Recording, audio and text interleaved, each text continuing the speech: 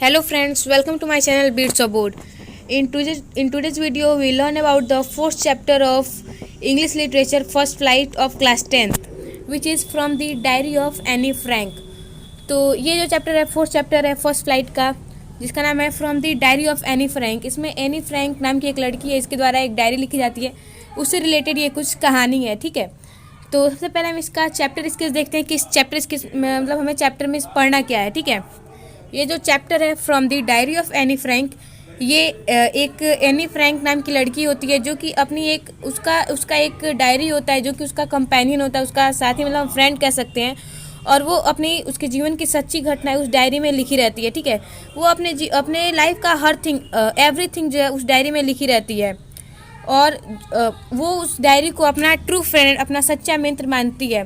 ये कहानी उस समय की है, मतलब वो एनी फ्रैंक जो है वो उस समय की लड़की है जब जर्मन लोग जो थे वो जेविश लोगों पर बहुत ही ज़्यादा अत्याचार करते थे। ठीक है, तो एनी फ्रैंक को क्या होता है, उसकी फैमिली के साथ जर्मन से बचने के लिए, एडोल्फ हिटलर उनके अत्याचार से बचने के लिए अपनी फैमिली के साथ कहीं पे छिपना पड़ता है। ठीक है, तो उसी समय पे वो क्या करती है, वो डायरी लिखना स्टार्ट करती है। वो अपने कुछ साल जो है कुछ साल अपने जीवन के कुछ साल ये पूरे दुनिया से छिपने में बिताती है, क्योंकि वहाँ पर जेविश लोग सब लोग छिप रहे होते हैं ताकि जर्मन लोग उन्हें पकड़कर उन्हें कंसंट्रेशन कैंप में ना बंद कर दे। क्योंकि उस टाइम क्या होता था कि जो जर्मन लोग थे वो जेविश लोगों को पकड़ के कंसंट्रेशन कैंप में बंद कर देते थे। ये सोशल में आप लोगों ने पढ़ा होगा। और कंसंट्रेशन कैंप में क्या होता था कि पॉइजनस गैस रिलीज होती थी, जिसकी वजह से उसमें दम घुटकर लोगों की मौत हो जाती थी। तो यही एडोल्फ हिटलर करता था किसी भी जगह को जीतने के लिए। तो वही जो है ये जेविश लोग थे, एनी फ्रैंक की फैमिली जेविश थी, तो ये लोग कई साल छिपने की कोशिश किए एडोल्फ हिटलर की सेना से। तो वही बोल रहा है इसमें कि एनी फ्रैंक के कुछ साल जो है छिपाने में, आउटसाइड वर्ल्ड से छिपने में बीत गया। ठीक है, और उसी समय के जो उनके सीक्रेट्स थे वो उन्होंने अपने डायरी में लिखा हुआ है। अब इस स्टोरी में कौन कौन से कैरेक्टर्स हैं हम उनको पढ़ते हैं। ठीक है, तो सबसे मेन कैरेक्टर है वो एनी फ्रैंक है। एनी फ्रैंक एक 13 साल की जेविश लड़की होती है जो कि एक डायरी लिखती है जब वो जर्मन लोगों से छिप रही होती है। एम्स्टर्डम में वो छिपती है नाजीज से वर्ल्ड वार सेकेंड के दौरान के। ठीक है, वर्ल्ड वार सेकेंड हम जानते हैं कि कब हुआ था, ये 1939 से 45 के बीच हुआ था, तो उसी समय की ये कहानी है। सेकेंड जो कैरेक्टर है हमारा वो है मार्गोट फ्रैंक। ये मार्गोट फ्रैंक कौन है, तो ये एनी की सिस्टर है। वो जो है मार्गोट फ्रैंक जो है वो एनी से 3 साल बड़ी है, यानी मार्गोट फ्रैंक जो है वो एनी की बड़ी बहन है जो कि एनी से 3 साल बड़ी है। नेक्स्ट जो कैरेक्टर है हमारे वो है ओटो फ्रैंक। ये एनी के फादर का नाम है। वो एक जेविश बिजनेसमैन है जो कि जब जर्मनी में हिटलर आ जाता है तब वो जर्मनी को छोड़ देते हैं और उसके बाद से वो ये फ्लोलैंड में चले जाते हैं ताकि वहाँ पर जो है वो मतलब ऐसा कुछ काम कर सके ताकि वो अपने फैमिली का पालन पोषण कर सके। नेक्स्ट जो कैरेक्टर है हमारा वो है मिसेस फ्रैंक। ये एनीज की मदर है। ठीक है, ये जो है she is the source of many conflicts with Anne during the 2 years that the family spend in hiding. मतलब कि जो 2 साल जो कि एनी और उसके परिवार ने जर्मन लोगों से छिपाते हुए बचाया, उस समय जो है मिसेस फ्रैंक और एनी के बहुत सारे जो है इंसिडेंट्स हुए थे उस समय। ठीक है, मतलब कि एनी और उसकी मदर में बहुत सारे झड़प होते हैं उन 2 सालों में जब वो छिपते हैं जर्मन लोगों से। नेक्स्ट कैरेक्टर हमारे वो है मिस्टर वैन डैन। ये एक जेविश बिजनेसमैन है और जो कि मिस्टर फ्रैंक से एसोसिएटेड है। और नेक्स्ट जो हमारा कैरेक्टर है वो है मिस्टर केजिंग। ये एनी के टीचर हैं जो कि एनी को पनिश करते हैं, क्योंकि एनी जो है बहुत ज़्यादा टॉकेटिव नेचर की होती है, वो बहुत ज़्यादा क्लास में बोलती है। इसकी वजह से मिस्टर केजिंग जो कि उसके टीचर होते हैं उसको पनिशमेंट देते हैं। अब हम इस चैप्टर का पूरा ओवरव्यू देखते हैं। सबसे पहला पैराग्राफ है हमारा any Franks first entry in the diary. सबसे पहले एनी फ्रैंक अपने डायरी में कब लिखती है। ठीक है, तो एनी फ्रैंक एक 13 साल की लड़की होती है जिसको कि उसके बर्थडे पर उसके पापा उसको एक डायरी गिफ्ट करते हैं। इसलिए वो सोचती है कि वो उस डायरी को ही अपना बेस्ट फ्रेंड मानती है, क्योंकि वो बहुत अकेली होती है। और वो अपने डायरी का नाम किटी रखती है। ये एमसीक्यू लिए इंपॉर्टेंट पॉइंट है कि उसकी डायरी का क्या नाम एनी फ्रैंक ने रखा था अपनी डायरी का।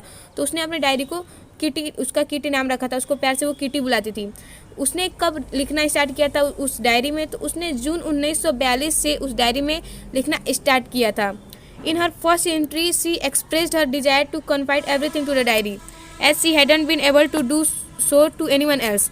तो इसमें सबसे पहले ये बोल रहा है कि जब वो सबसे पहली बार जब वो डायरी को लिखती है तो उसमें वो लिखी है कि जब सबसे पहले उस डायरी उसको मिलती है तो वो सोचती है कि वो अपने जीवन का हर बात जो है, हर सीक्रेट थिंग्स उस डायरी में लिखेगी जो कि वो किसी दूसरे इंसान से नहीं कह सकती, क्योंकि वो सोचती है कि पेपर में जो होता है लोगों से ज़्यादा पेशेंस होता है, सहनशीलता होती है। दूसरी बात वो ये सोचती है कि कोई भी उसके डायरी पढ़ने में इंटरेस्टेड नहीं होगा, क्योंकि वो एक 12 साल की छोटी सी लड़की होती है, तो उसके 13 साल की छोटी लड़की होती है, तो 13 साल की लड़की उसके मन में बहुत भी अजीब अजीब चीज़ें चलेंगी, तो उसको पढ़ने में कोई इंटरेस्ट नहीं रखेगा, क्योंकि वो सारी मनगढ़ंत बातें रहेंगी। तो इसलिए 13 साल की वो सोचती है कि मैं 13 साल की लड़की हूँ, तो मेरी जो डायरी होगी उसको पढ़ने में कोई इंटरेस्ट नहीं रहेगा।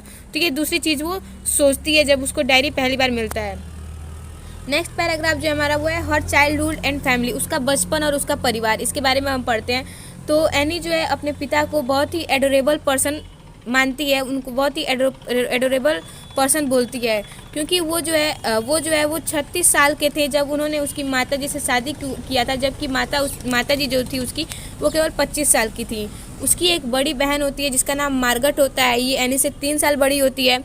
और एनी अपने डायरी में ये भी लिखती है कि उसके पास ऐसे 30 लोग थे उसके चारों तरफ, मतलब इस दुनिया में उसके पास 30 लोग थे जिनको वो जिनको वो जानती थी, उनको अपना फ्रेंड कह सकती थी, लेकिन उन सभी में से कोई भी उसका सच्चा मित्र नहीं था, कोई भी उसका ट्रू फ्रेंड नहीं था। वे सभी लोग उसके अपने परिवार के साथ जो है एनी फ्रैंक अपने परिवार के साथ फ्रैंकफर्ट में रहती थी कभी कभी, लेकिन जैसे ही but as they were Jewish they had to migrate to Holland, लेकिन क्योंकि वो लोग जेविस लोग थे तो इसलिए उसको जो है हॉलैंड जाना था।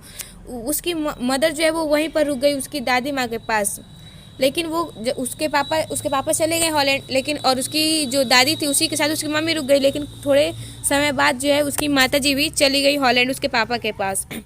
नेक्स्ट पैराग्राफ जो हमारा वो है एनीज स्कूलिंग, मतलब एनी एक 13 साल की लड़की तो वो स्कूल जाती होगी, तो उसके स्कूल के कुछ यहाँ पे इंसिडेंट्स बता रहे हैं कि वो मॉन्टेंसरी नर्सरी स्कूल में पढ़ने जाती है। वो यहाँ पर 6 क्लास तक पढ़ती है मॉन्टेंसरी नर्सरी स्कूल में।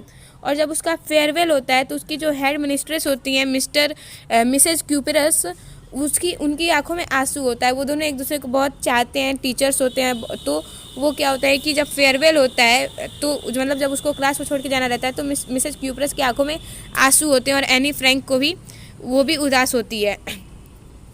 नेक्स्ट जो हमारा पैराग्राफ हुआ है हर ग्रैंड मदर्स डेथ, उसकी दादी माँ की मृत्यु हो जाती है। तो उसके बारे में बता रहा है कि गर्मियों के दिनों में 1941 ईस्वी में के गर्मियों के दिनों में उसकी दादी को जो है उनका तबीयत खराब था और उनका ऑपरेशन भी होने वाला था, लेकिन उनका ऑपरेशन भी हुआ था, लेकिन जनवरी 1942 में उनकी मृत्यु हो गई थी। 1942 में वो डाई कर गई थी और ये एनी फ्रैंक के लिए एक बहुत ही शॉकिंग न्यूज़ था।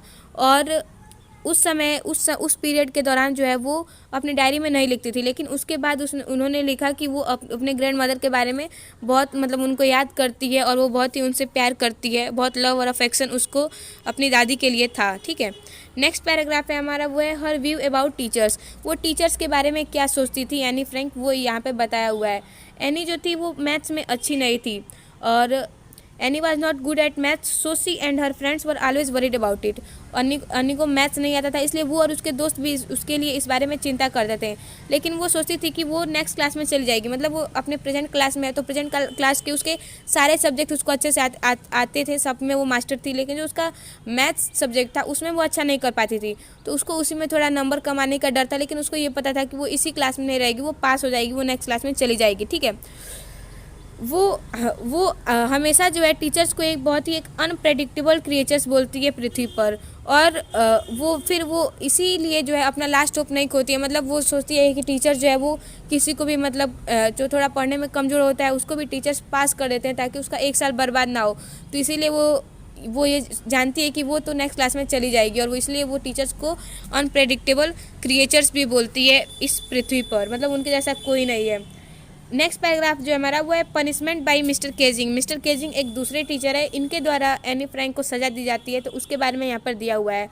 अनी एक अच्छी स्टूडेंट होती है और उसको सारे टीचर से उसका अच्छा व्यवहार होता है, लेकिन एक मिस्टर केजिंग नाम के टीचर होते हैं, उनसे एनी का नहीं बनता है। ठीक है, एनी जो मिस्टर केजिंग थे वो एनी के क्लास को जो है मैथ्स पढ़ाते थे, और वो केवल एनी से केवल इस बात के लिए दुखी रहते थे क्योंकि एनी जो है बहुत ही टॉकेटिव नेचर की थी, वो बहुत ही बक बक करती रहती थी, बहुत बोलती थी वो। ठीक है, तो इसीलिए मिस्टर केजिंग क्या करते थे, वो उसको एक्स्ट्रा होमवर्क देते थे पनिशमेंट के रूप में। वो उसको बोलते हैं कि तुम ऐसे लिख के लाना, टॉपिक क्या देते हैं उस ऐसे का, एक चैटर बॉक्स, ठीक है। फिर उसके बाद से he also put A slip of it on her bag, वो उसके बैग पर इसका एक स्लिप भी लगा देते हैं ताकि वो इसके बारे में भूल ना जाए और वो अपने पनिशमेंट को कंप्लीट करे। नेक्स्ट पैराग्राफ जो है हमारा वो है कंप्लीशन ऑफ होमवर्क, यानी होमवर्क को कैसे वो कंप्लीट करती है। तो अन्नी समझ नहीं पाती है कि कैसे वो इस टॉपिक पर ऐसे लिखे, कोई भी ये चैटर बॉक्स, ये बहुत ही मतलब कॉम्प्लिकेटेड टॉपिक है, इस पर कोई सोचेगा कि क्या ही लिखे इसमें, ठीक है। तो इसलिए वो क्या करती है कि वो बहुत सोचती है, उसके बाद से वो सोचती है कि मतलब जो उसको अच्छा लगता है, जो नेसेसरी होना चाहिए लिखने के लिए, वो लिखने लगती है। और ऐसे ही लिखते लिखते वो ट्राई करते करते लगभग 3 पेज जो है उस ऐसे उसी टॉपिक पर उस पर ऐसे लिख देती है, 3 पेजेस का। और वो ये अपने ऐसे में लिखी रहती है कि जो टॉकेटिव नेचर होता है वो स्टूडेंट्स का एक फीचर है, उनका एक ट्रेट है। और वो ये भी बताती है कि उसकी माता जी जो थी, मदर जो थी, वो भी बहुत बोलती थी, इसीलिए उसके अंदर ये इनहेरिटेड ट्रेट आया हुआ है जिसकी वजह से वो बहुत बोलती है। और वो अपना इस ट्रेट को जो है एकदम कम्प्लीटली ख़त्म नहीं कर सकती। और वो और ये स्टूडेंट्स का भी ट्रेट होता है बोलना, ठीक है। तो किसी टीचर की वजह से कोई भी स्टूडेंट अपना कम्प्लीटली बोलना नहीं छोड़ सकता है, लेकिन वो बोलती है कि हाँ मैं ये कोशिश करूँगी कि मैं कम बोलूँ। नेक्स्ट जो हमारा टॉपिक है, नेक्स्ट जो हमारा पैराग्राफ है, homework given as punishment again. अब दोबारा मिस्टर केजिंग उसको होमवर्क देते हैं, तो अब क्या देते हैं फिर से हम देखते हैं इस पैराग्राफ में। तो मिस्टर केजिंग एनीस के ऐसे को पढ़ते हैं, ये चैटर बॉक्स जो कि उसको पहले वो दिए रहते हैं, और वो बहुत हंसते हैं। उसके बाद से फिर भी वो अपना बोलना नहीं छोड़ती है, तो उसको एक दूसरा ऐसे देते हैं पनिशमेंट के रूप में, और इस बार वो टॉपिक चेंज कर देते हैं। इस बार वो टॉपिक देते हैं एन इनकॉरिजिबल चैटर बॉक्स, यानी ऐसी उसकी आदत है बात करने वाली जिसको ठीक नहीं किया सकता। और उस पर भी वो ऐसे लिख के ला देती है। फिर वो तीसरा एक ऐसे देते हैं, वो जो होता है उसका टॉपिक वो देते हैं क्वैक क्वैक क्वैक। और फिर जो है ये तीसरा ऐसे देते हैं और उस एनी को पनिशमेंट के रूप में। फिर लास्ट पैराग्राफ है हमारा इस चैप्टर का कि Anne mocks Mr Keesing amusingly with her homework, कि एनी जो है अपने वो जो ऐसे दिए रहते हैं क्वैक क्वैक क्वैक, उस पर ऐसे लिखती है कि मिस्टर केजिंग को जो है पछतावा होता है कि क्यों मतलब वो उसके टॉकेटिव नेचर पर इतना उसको पनिशमेंट देते थे। तो इस पैराग्राफ में क्या हम पढ़ते हैं कि अन्नी जो है वो कुछ इंटरेस्टिंग लिखना चाहती थी और इस बार कुछ अलग लिखना चाहती थी, इसलिए वो अपनी फ्रेंड, जो कि फ्रेंड का नाम सन्नी था, उसकी मदद से एक कविता बनाती है और उसको एक ऐसे के रूप में भी लिखती है। It was about 3 duckling going, वो एक कहानी ऐसा लिखती है कि वो कहानी 3 डकलिंग्स की लिखती है, 3 डक के छोटे छोटे बच्चे होते हैं। और वो जो है उन जो डकलिंग्स होते हैं, छोटे छोटे जो डक के बच्चे होते हैं, उनको उनके फादर के द्वारा मार दिया जाता है, क्योंकि वो जो डकलिंग्स होते हैं छोटे छोटे, वो बहुत ज़्यादा क्वैक क्वैक क्वैक करते हैं, ठीक है। तो ये स्टोरी वो एनी जो है अपने ऐसे में लिखी रहती है। तो मिस्टर केजिंग जो है इसको एक जोक के रूप में लेते हैं और उसके बाद से दोबारा अन्नी को जो है कभी भी उसके ज़्यादा बोलने के लिए उसको नहीं डांटते हैं, और उसके बाद से उसको वो एक्स्ट्रा होमवर्क भी नहीं देते हैं उसके ज़्यादा टॉकेटिव नेचर के लिए। तो यहाँ पर ही हमारा चैप्टर ख़त्म हो जाता है। अब हम एक बार फिर से जो है इस चैप्टर के हाईलाइट्स पढ़ लेते हैं, जिससे कि हमारा ये चैप्टर जो एकदम अच्छे से और क्लियर हो जाएगा। तो चैप्टर के हाईलाइट्स क्या हैं, फिर से हम एकदम शुरुआत से इस चैप्टर को सारे हाईलाइट्स को देख लेते हैं। कि अनी फ्रैंक जो होती है वो एक जेविश लड़की होती है और वो हॉलैंड में रहती है। जब हिटलर जो है वहाँ पर आ जाता है तब वो हॉलैंड में, जहाँ पर वो पहले उसका घर रहता है फ्रैंकफर्ट में, जब वहाँ पर हिटलर आ जाता है तब वो हॉलैंड चली जाती है रहने। उसके फादर और मदर जो है उसको छोड़कर उसको और उसकी his father and mother left her and her sister to her grand माँ, उसके माता पिता जो होते हैं वो चले जाते हैं कहीं और वो एनी और उसकी बहन को उसकी दादी माँ के पास छोड़ जाते हैं। उसके बाद से क्या होता है कि एनी के फादर जो है वो एनी को उसके बर्थडे पर एक डायरी गिफ्ट करते हैं। जब उसका 13वां जन्मदिन होता है तो उसको एक डायरी गिफ्ट करते हैं। एनी अपनी उस डायरी का नाम किटी रखती है और उसको अपना बेस्ट फ्रेंड बनाती है, क्योंकि वो बहुत अकेली रहती है। वो अपनी सारे प्रॉब्लम्स को जो है और उसके जितने भी हैपनिंग मोमेंट्स होते हैं, जितने भी उसके मतलब खुशी वाले पल होते हैं, उन सबको वो अपनी डायरी में लिखती है। जैसे कि कोई भी इंसान अपने सारे दुख और खुशी वाले पल जो है अपने फ्रेंड के साथ शेयर करता है, वैसे वो अपनी दादी माँ से बहुत ही क्लोज होती है। और जब उसके दादी का डेथ हो जाता है तो वो बहुत ही अकेला फील करती है। वो जो है कई सालों तक वो जर्मन लोगों से, एडोल्फ हिटलर की सेना से छिपते हुए अपने जीवन को व्यतीत करते हैं, क्योंकि एडोल्फ हिटलर की सेना जो है उस टाइम जेविश लोगों को पकड़ के कंसंट्रेशन कैंप में बंद करके मार देती थी। और एनी फ्रैंक, उसके बाद से अब नेक्स्ट उसके स्कूल की स्टोरी यहाँ पर आ जाती है कि जो एनी फ्रैंक होती है वो अपने सारे टीचर्स से सारे टीचर्स की बहुत ही वो मतलब सारे टीचर से बहुत ही उसकी बनती है, सब लोग उसको बहुत मानते हैं। लेकिन एक मिस्टर केजिंग नाम के टीचर होते हैं जो कि मैथ्स पढ़ाते हैं। तो चूँकि एनी मैथ्स में अच्छी नहीं होती है और मिस्टर केजिंग उसको मैथ्स पढ़ाते हैं, तो मिस्टर केजिंग से उसका ज़्यादा उतना अच्छा रिलेशन नहीं चलता है, ठीक है। मिस्टर केजिंग जो है वो बहुत ही एनॉयड होते हैं अनी से, क्योंकि अनी बहुत टॉकेटिव नेचर की होती है, वो बहुत ज़्यादा क्लास में बोलती है। वो उसको एक्स्ट्रा होमवर्क देकर उसको पनिश करते हैं बहुत बार, 3 बार उसको वो ऐसे देते हैं ताकि वो अपने ज़्यादा ना बोले, उसके ज़्यादा बोलने की वजह से उसको पनिशमेंट देते हैं। उसको लास्ट में 3rd टाइम पर वो ऐसे दिए रहते हैं टॉपिक क्वैक क्वैक क्वैक पर, और उसको मिस्ट्रेस चैटर बॉक्स भी बोलते हैं वो मिस्टर केजिंग एनी फ्रैंक को।